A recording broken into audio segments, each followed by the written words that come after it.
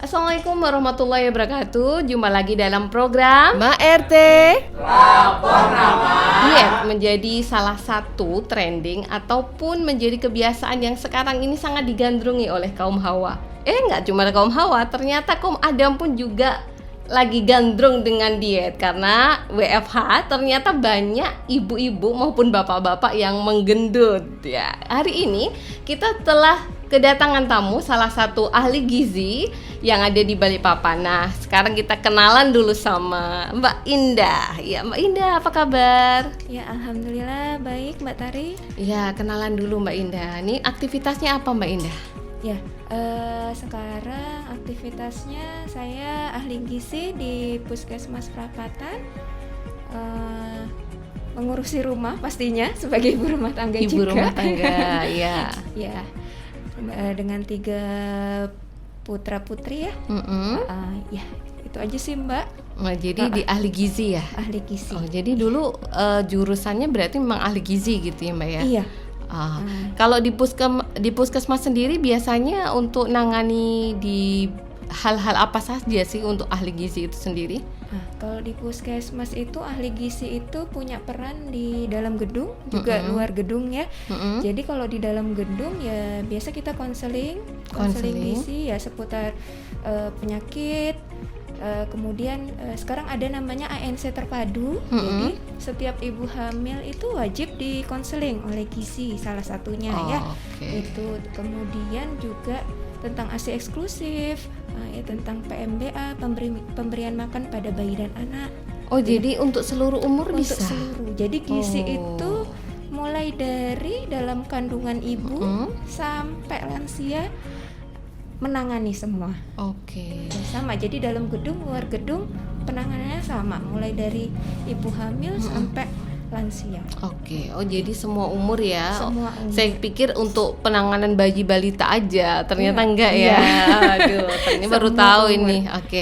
Mbak Indah, ini lagi tren nih masalah diet nih Mbak ya. Jadi untuk yang kita tahu sendiri ya, sekarang lagi viral artis yang melakukan diet gitu ya. Ya akhirnya ada yang kurang setuju dengan program diet yang dia terapkan gitu. Nah, sebenarnya apa sih Mbak diet itu? Kalau dalam pikiran kita mama nih ya, lagi diet saya, kok nggak makan lagi diet? Kita berpikir bahwa diet itu adalah menurunkan berat badan. Apakah sama seperti itu atau bagaimana? Ya, sebenarnya diet itu sendiri tidak hanya untuk menurunkan berat badan. Diet itu dalam arti kata menyusun pola. Menyusun pola. Jadi memang memperbaiki polanya. Jadi disesuaikan nanti pada sesuai usia orang tersebut, kemudian jenis kelaminnya, faktor aktivitasnya, faktor stres, kemudian ya ada faktor-faktor tertentu untuk penambahan dan pengurangan. Salah satunya kalau pengurangan ya penurunan berat badan pada orang-orang yang obesitas. Kalau penambahan bisa terjadi pada ibu hamil atau penyakit-penyakit tertentu yang memang membutuhkan kalori lebih banyak, seperti itu. Jadi ini mengatur pola makannya. Mengatur pola sebenarnya. Diet itu mengatur. Oh gitu. Jadi bukan menurunkan berat badan. Oh, jadi yang kurus bisa mungkin lebih gemuk ya, atau mungkin yang karena dia punya penyakit dia harus menurunkan atau meningkatkan gitu ya. Oh gitu. Jadi ini kalau kita tahu udah bener nih ya bahwa ternyata dia tidak harus menurunkan berat badan. Nah, kalau kita tahu Mbak, masalah diet itu macam-macam banyak ya tentunya. Biasanya apa aja sih Mbak yang sering diterapkan di orang-orang pada umumnya? Kalau diet-diet yang ada ya masyarakat ya kebanyakan sih memang itu ya penurunan berat badan pastinya. Apalagi mama nih. Ya, tapi sekarang banyak pasien rujukan tuh justru bapak-bapak. Karena mau naik lokasi kalau overweight aja nggak boleh naik biasanya. Ya, oh iya saya dengar itu. Jadi dia harus turunkan berat badannya. Ya, paling tidak beliau sudah pernah berkonsultasi, paling tidak dari berkonsultasi ada niatan dulu kan untuk menurunkan, walaupun itu kan membutuhkan waktu ya, kalau memang diet yang tepat itu memang butuh waktu. Nah itu, jadi selain penurunan berat badan juga ada penambahan, tapi ini memang jarang banget ya orang kalau misalnya nambah berat badan, tidak ada keluhan apa-apa, jarang banget ke ahli gizi biasanya, kecuali orang yang benar-benar aware sama kesehatannya. Nah, itu. Kemudian ada yang diet-diet penyakit tertentu seperti misalnya jantung, seperti itu ya, diabetes, tekanan darah tinggi. Itu. Jadi memang setiap diet atau pengaturan pola ya disesuaikan dengan kebutuhan masing-masing individu. Itu apa masalahnya? Jadi sesuai kebutuhan. Iya. Nah, artinya diet itu harusnya konsultasi ke ahli gizi dong ya? Ya, seharusnya. Boleh ke ahli gizi, boleh ke dokter gizi. Oh. Ya, gitu. jadi sekarang ada memang dokter yang mengambil lagi spesialis gizi. Nah, itu boleh. Nggak apa-apa, karena beliau memang juga mempelajari tentang ilmu gizi.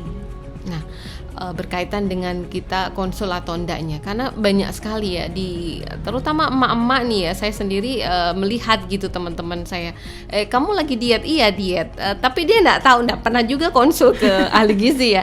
Artinya pokoknya saya nggak mau makan nasi, pokoknya saya nggak makan ini dan itu. Nah, itu seperti apa ya? Apakah memang ada kiat atau tip diet sehat itu walaupun tanpa konsul ke ahli gizi? Nah, iya. Kalau pada orang sehat memang kadang ngapain sih ke ahli gizi, ngapain ke puskesmas gitu ya, atau ke rumah sakit hanya untuk misalnya membicarakan apa sih yang baik buat saya makan gitu. Nah, ada tipsnya sebenarnya, simpel aja, bahwa sebenarnya banyak ya, kalau misalnya di kemasan makanan pun sebenarnya sudah dijelaskan tuh, dalam sehari setiap orang dewasa terutama kebutuhannya adalah kurang lebih 2000 kalori. Nah, 2000 kalori. Ya, itu sudah orang banyak tahu ya pasti. Nah, itu tinggal diterapkan aja. Kira-kira 2000 kalori itu seberapa sih kalau dituangkan dalam makanan gitu ya.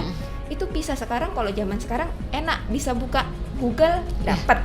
Nah, ada aplikasinya. Itu 2000 kalori. Nah, tinggal nanti bagaimana penerapannya di diri sendiri. Nah, nggak makan nasi tapi harus konsisten loh gitu ya. Pengurangannya karbohidrat tidak hanya pada nasi. Iya. Karbo itu bisa ditemukan hampir di semua bahan makanan. Terutama sayur dan buah kan juga ada karbonya. Nah, nggak makan nasi tapi makan yang lain, sayur buah banyak, ngemil jalan, kira-kira bisa turun nggak? Enggak. Jadi jawabannya sebenarnya pembatasan karbo ya harus konsisten, tidak hanya nasi, perlu diingat itu. Jadi mengurangi karbo bukan mengurangi nasi serta merta akan turun berat badan, enggak. Ya, jadi harus konsisten mengurangi karbo ya keseluruhan karbo gitu. Jadi karbo itu memang ya paling banyak memang pada makanan pokok. Nah, itu biasanya penyakitnya ibu-ibu ini nggak makan besar. Aku nggak makan nih, nanti nggak makan siang, nggak makan beratnya tapi ya. cicilannya banyak biasanya. Apa itu? Cicilannya itu snacknya. Oh, snacknya. Makan siomay aja kan porsinya kecil. Padahal kalau kita takar ya, di dalam siomay itu ada apa aja. Siomay contohnya, di situ ada tepung-tepungan ya. Iya. Kemudian ada ya mungkin sedikit daging kali ya. Sambal daging kacang. Sambal kacang yang dimana kacangnya sendiri tinggi lemak. Kemudian digoreng lagi. Nah, itu sebenarnya pinter-pinter, harus pinter-pinter memilih menu atau bahan makanannya. Jadi harus memang pinter, tapi tidak boleh juga melupakan konsep gizi seimbang ya, yang sekarang memang itu menjadi panduan kita. Oke, kalau dulu mungkin kita kenal dengan 4 sehat 5 sempurna. Ya, nah, 4 sehat 5 sekarang kan sempurna. sudah berubah. 4 sehat 5 sempurna itu sudah beralih menjadi gizi seimbang. Di mana konsepnya sebenarnya hampir mirip. Ada sumber karbohidrat ya atau makanan pokok, ada protein dari lauk hewani dan nabati, dan ada vitamin mineral dari sayur dan buahnya. Itu gizi seimbang. Bedanya sama 4 sehat 5 sempurna hanya pada susunya. Kalau dulu kesannya susu itu penyempurna. Jadi kalau tidak minum susu nggak sempurna tuh. Menunya dalam sempurna. Dalam sekali makan. Iya. Nah, kalau sekarang nggak. Susu itu menjadi masuk ke dalam protein hewani. Jadi ketika protein hewani bisa terpenuhi dari menu gizi seimbang kita setiap kali makan, insya Allah tanpa susu pun tidak masalah. Yang terjadi kita diet atau ya teman-teman kita diet tapi sama sekali tidak pernah ngukur berapa sih kalori yang masuk hari ini, ya berapa sih yang harus kita bakar kalorinya. Nah, jadi hanya sekedar ikut-ikutan yang ada di berita, artis ini berhasil kurus nih ya, berarti udah ikut polanya, sampai yang baru kita tahu nih ya, nggak boleh makan sayur. Nah ini repot juga nih kalau tipikal emak-emak ataupun mungkin bapak-bapak yang di luar, wah ini artis bisa kurus kok, berarti saya ikut gitu. Nah itu bagaimana ini Mbak? Nah mungkin ini nyambung ke yang diet kontroversial ya jadinya ya. Diet kontroversial. Bahasa kerennya itu saya baca sekilas ya gitu. Jadi memang pada diet itu sendiri, coba deh, nggak hanya pada diet itu, pada diet-diet yang memang viral di masyarakat. Kita coba kalau mau telaah dari awal, dia yang si penggiat dietnya ya, jumlah kalori yang dia makan di awal-awal dia sebelum melakukan diet itu sama tidak? Ketika sekarang dia melakukan diet itu, jelas akan berbeda, kelihatan pasti dari secara ini aja udah kelihatan bahwa pasti ada penurunan. Yang tadinya mungkin dia tinggi karbo, sekarang menurun. Kalau kita lihat dia kan banyak makan memang tertentu ya, buah juga tertentu, sayur dia tertentu. Minum air juga dia dibatasi. Minum air dibatasi. Iya. Nah jadi memang pengurangannya banyak di karbo juga. Rata-rata semua diet kebanyakan pengurangan di karbo. Tapi memang ada diet-diet tertentu seperti yang diet yang ini ya, yang kontroversial ini, dia lebih tinggi di lemak dan protein biasanya. Padahal kita tahu bahwa kelebihan lemak di tubuh pun akan menjadi jahat pada akhirnya buat tubuh kita. Makanya ya kalau memilih diet asal melihat si A berhasil, si B berhasil tanpa kita tahu proses dari awalnya atau yang menyertainya apa. Pasti ada ketika terjadi penurunan berat badan, tidak hanya pengaturan pola, pasti diikuti ada aktivitas fisik atau olahraga yang teratur di situ. Nah itu karena banyak faktor yang memang memungkinkan terjadinya penurunan berat badan. Gak hanya kita kelihatan dia nggak makan ini kita ikutin, nanti kita pasti kurus. Akhirnya kan seperti itu yang terjadi di masyarakat kita. Nah jadi memang yang paling baik gimana sarannya ya, memang kembali lagi ke gizi seimbang saja gitu.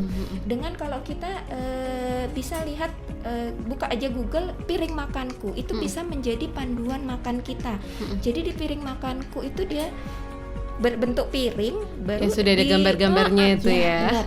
Jadi sudah dipilah-pilah itu. Jadi setengah dari kebutuhan piring kita itu sebenarnya sayur dan buah. Nah itu biasanya menggambarkan kayak prasmanan ya. Ngambilnya jangan lauk dulu, ngambilnya sayurnya dulu. Nah itu sebenarnya bisa panduan sederhana. Tapi insya Allah kalau diikuti saja dibarengi dengan aktivitas rutin bisa membantu. Tapi berarti kalau di sini bisa disimpulkan bahwa tiap orang punya kebutuhan gizi yang berbeda ya tentunya. Ya. Nah, ya itu tadi, kalau kebutuhan gizinya yang berbeda, artinya memang kita harus tahu kebutuhan kita itu apa gitu ya. Masalahnya kan tidak semua orang melihat kita ini yang bagaimana sih, tipikal yang seperti apa, kan tiap orang beda-beda ya Mbak ya. Bener. Ada yang orang susah banget gemuk, ada orang yang susah banget kurus gitu ya. Artinya kita melihat itu ya, bagusnya sih emang konsul ya ke ahli gizi gitu ya. Lebih baik sih konsul. Oke. Nah, tapi nggak ada sih yang serta-merta ketika kita bernafas saja kita menjadi gemuk, enggak ya? Enggak. Sering ya itu didengar ya. Iya. Saya napas aja gemuk, minum air putih gemuk. Betul. Ya, sebenarnya enggak. Ketika kita bisa membalanskan antara asupan yang banyak itu dengan aktivitas yang seimbang, itu insya Allah nggak akan menjadi gemuk. Begitu juga sebaliknya. Ketika kita aktivitasnya sedikit, ya makannya ya dikurangi gitu. Jadi ya jangan ketika di rumah saja, makanannya sama saja. Ketika kita waktu beraktivitas penuh di luar rumah juga, nah itu sebenarnya bisa dikira-kira sendiri ya. Oh hari ini di rumah aja, berarti asupannya ya jangan terlalu seperti yang biasanya, jangan terlalu banyak gitu ya, apalagi porsi nasinya mungkin dikurangin sedikit. Nah, terus diganti? Diganti dengan sayur. Nah, diganti dengan sayur.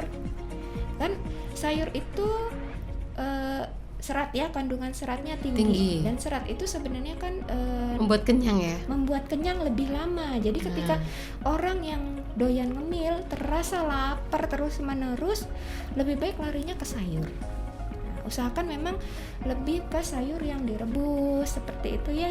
Jadi penggunaan minyaknya juga bisa diminimalis. Nah, seperti itu. Iya. Artinya ketika dia tahu, oh hari ini saya di rumah aja. Ini kan emang yang terjadi selama pandemi, kita di rumah aja, aktivitas di luar nggak banyak, aktivitas fisik tentunya berkurang ya, makan terus. Belum ngemil. Dan saya naik 5 kilo. Iya. Mungkin bisa ditambahkan sama air putih. Jadi air putih yang cukup, insya Allah juga bisa menahan agak sedikit lama ya rasa lapar itu. Jadi keinginan buat ngemilnya juga bisa ditekan. Air putih yang cukup itu insya Allah juga sangat-sangat baik buat tubuh kita. Kan karena tubuh kita kan sebagian besar adalah air.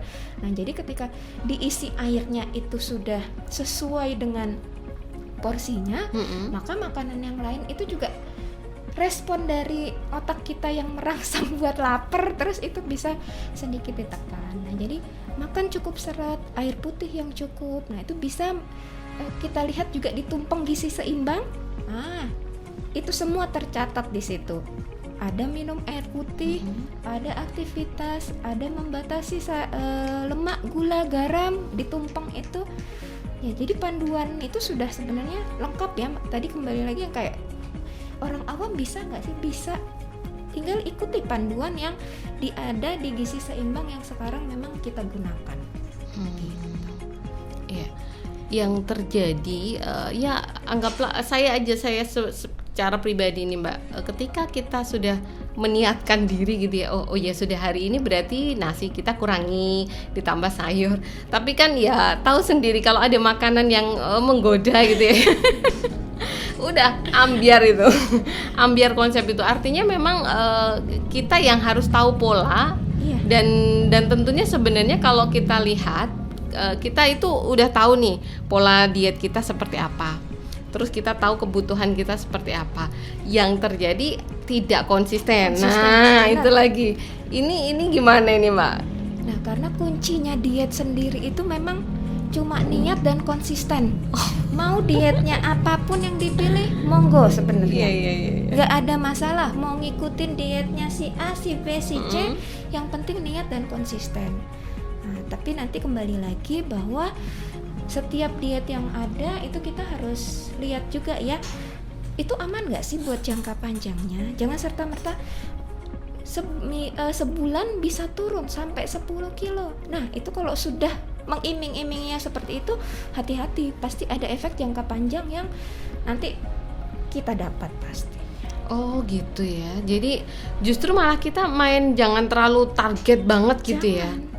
Karena kalau yang normal memang dalam seminggu itu kita target 0,5 sampai 1 kilo itu udah paling banyak, itu penurunan berat badan yang aman.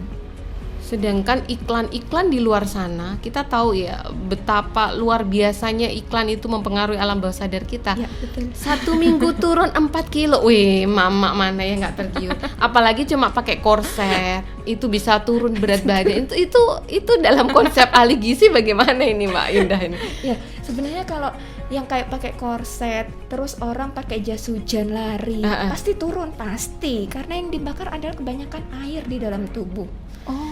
Kan terbakar toh. Coba kalau misalnya kita timbang, habis itu pakai parasut ya yang tebel, baru lari keringetan gitu.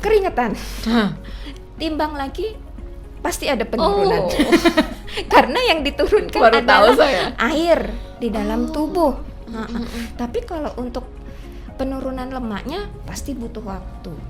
Karena lemak itu sendiri nggak hanya bisa, misalnya kita makan sayuran A, buah A akan turun lemak luntur di dalam perut. No, yang bisa melunturkan lemak apa? Aktivitas. Beraktivitaslah yang memang ditujukan di misalnya bagian perut yang mau diturunkan dikecilkan. Ya di bagian perut lah banyak dirangsang. Oh, jadi perlu latihan-latihan fisik Iya, juga latihan fisik artinya. itu yang sangat menentukan. Selain menjaga pola makan, ada aktivitas fisik fisik ya. secara teratur. Ya itu ya, sudah sangat banyak tertipu saya. Artinya saya baru tahu ketika memang, betul ya ada satu, saya sih nggak pernah coba nih Mbak. Cuman kan itu yang terjadi di masyarakat kita.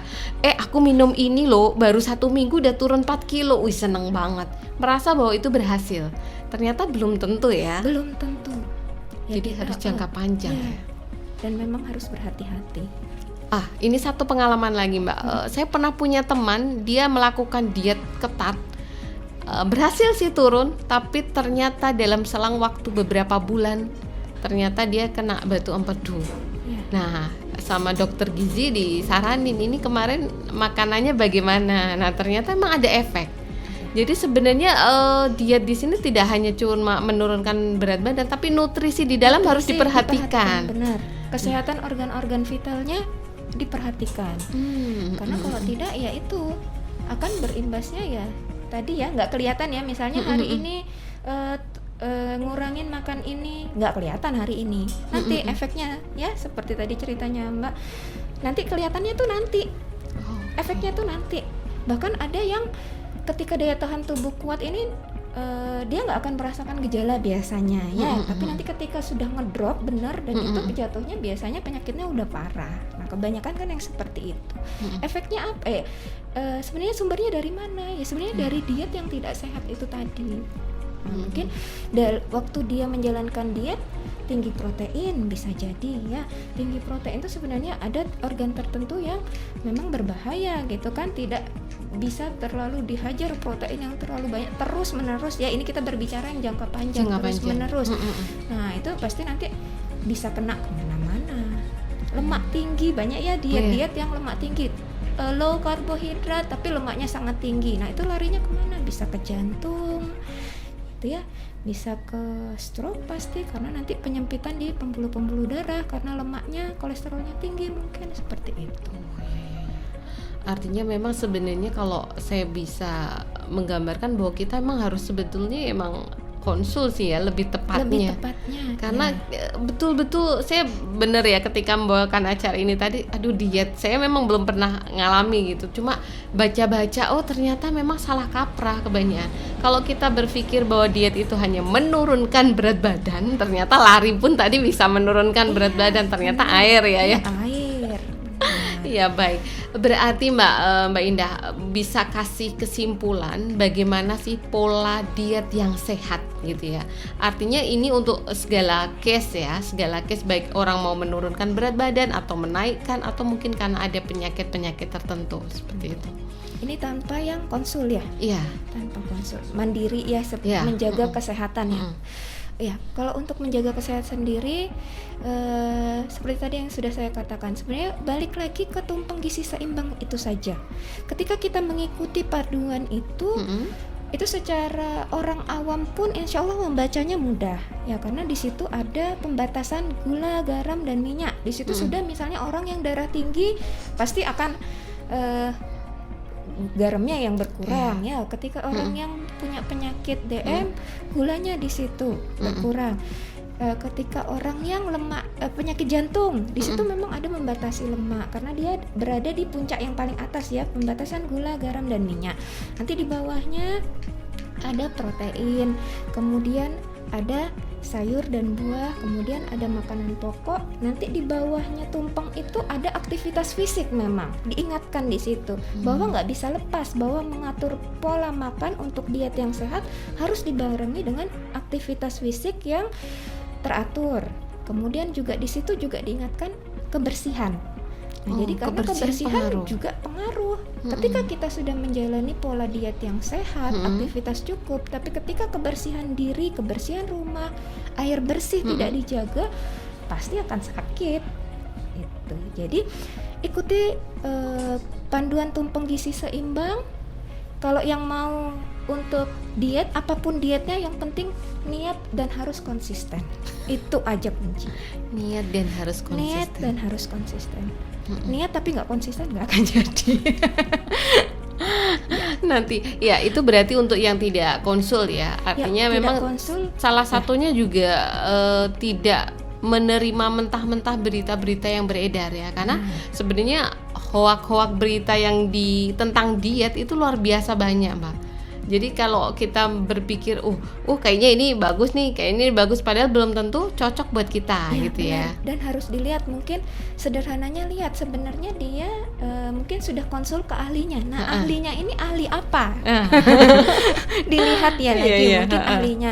Ya, jadi banyak penelitian juga dilakukan bukan pada ahli yang tepat, gitu ya. Mungkin ketika dia membahas diet ya seharusnya yang berbicara di situ ahli gizi atau dokter spesialis gizi gitu ya, bukan dokter atau ahli-ahli yang lain berbicara. Mungkin sebagai masyarakat yang sekarang sudah gampang mendapatkan informasi ya sebenarnya sudah harus bisa memilah sih ya, ini sumbernya dari mana sih, si diet ini diciptakan oleh siapa dan di bawah bimbingannya siapa. Mungkin itu bisa kita lebih waspada di situ. Lebih tepatnya sih mungkin lebih ke konsul aja deh, lebih aman ya. Ya, sudah tahu ahlinya dan di puskesmas murah meriah ya. Jadi jangan lupa berkunjung ke puskesmas itu ya.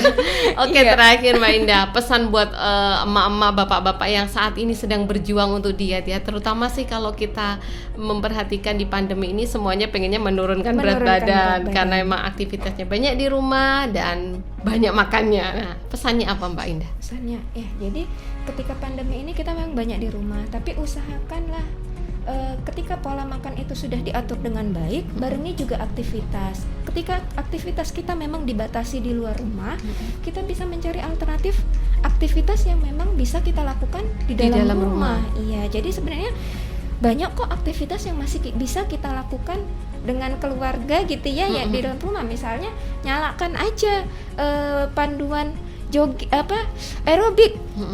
Atau sekarang apa sih banyak tuh Zumba ya begitu. Boleh itu dilakukan. Jadi itu yang murah meriah dan tidak perlu nanti tunggu beli alat ini sebenarnya. Jadi gantikanlah aktivitas yang biasa kita lakukan di luar rumah, gantikan di dalam rumah sebisa mungkin. Terutama bapak-bapak ya.